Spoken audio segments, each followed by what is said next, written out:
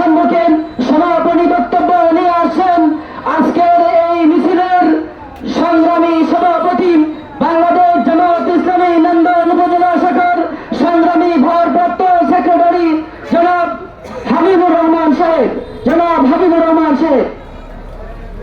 বিসমিল্লাহির রহমানির রহিম। শহীদ কাফেলা মজলুম সংগঠন বাংলাদেশ জামাত ইসলামী নন্দন উপজেলা শাখার উদ্যোগে বিক্ষোভ মিছিল হয়েছে। কেন্দ্র ঘোষিত কর্মসূচির আলোকে আজকের এই বিক্ষোভ মিছিলের পরবর্তী সময়ের এই সমাবেশের প্রধান অতিথি বিশিষ্ট রাজনীতিবিদ আলমউদ্দিন, আমাদের সংগঠনের জেলা সেক্রেটারি মাওলানা মোজাম্মেল হক আকন্দ, শিবিরের নেতৃবৃন্দ, জামাত ইসলামের উপজেলা নেতৃবৃন্দ, বিভিন্ন ইউনিয়ন থেকে আগত সভাপতি সেক্রেটারিবৃন্দ, সমবেত সংগ্রামী ভাই আমার, আমরা মিছিল শেষ করেছি, বক্তব্য শেষ হয়েছে। বক্তব্য দেওয়ার আর বিশেষ কিছু নেই। আপনারা যারা কষ্ট করে এই গরমের মধ্যে, তীব্র রৌদ্রের মধ্যে মিছিল করেছেন, কষ্ট করেছেন, আপনাদেরকে শুভেচ্ছা জানাচ্ছি, স্বাগতম জানাচ্ছি। বিগত এবং আগামী দিনে যে কোনো কর্মসূচিতে বাংলাদেশ জামাত ইসলামীর ডাকে আপনারা এভাবে স্বতঃস্ফূর্তভাবে অংশগ্রহণ করে কর্মসূচিকে বাস্তবায়ন করবেন সেই আশাবাদ ব্যক্ত করছে। প্রিয় ভাই আমার, পৃথিবীর কোনো বিপ্লব, পৃথিবীর কোনো আন্দোলন সংবিধান মেনে আইন মেনে হয় না।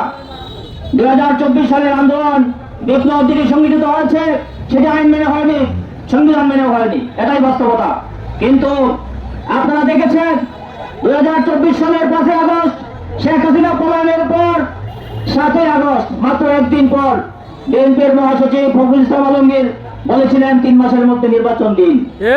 তিনি কাকে বলেছিলেন আমরা এখন পর্যন্ত জানি না। প্রিয় ভাই আমার, আজকে যে ভিত্তির উপর দাঁড়িয়ে ডক্টর ইউনূসের নেতৃত্বে এই সরকার, অন্তর্বর্তীকালীন সরকার দায়িত্ব গ্রহণ করেছে, সেই সরকারের কার্যক্রমকে অনেকে প্রশ্নবিদ্ধ করতে চায়।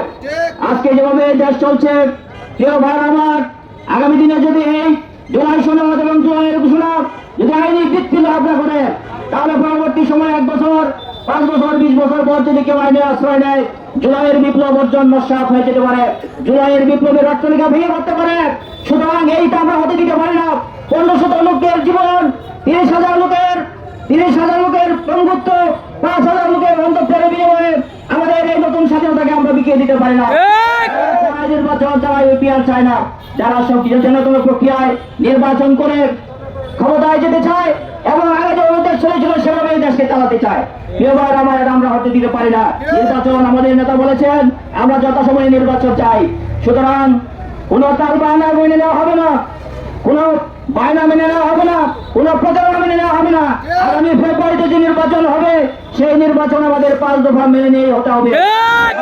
আপনাদেরকে সংগ্রামী অভিনন্দন জানিয়ে আগামী দিনের সকল কর্মসূচিতে আপনারা স্বতঃস্ফূর্ত সংগ্রামী অংশগ্রহণের মাধ্যমে সকল কর্মসূচিকে বাস্তবায়ন করবেন এবং সারা পৃথিবীকে দেখিয়ে দিতে হবে যে আমরা বাংলাদেশের মানুষ আন্দোলন করে হলেও আমরা দাবি আদায় করে ছাড়ি।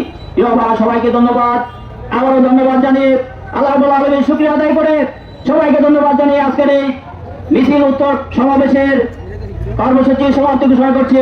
আল্লাহ হাফেজ। আসসালামু আলাইকুম। বাংলাদেশ জামাত ইসলামী জিন্দাবাদ।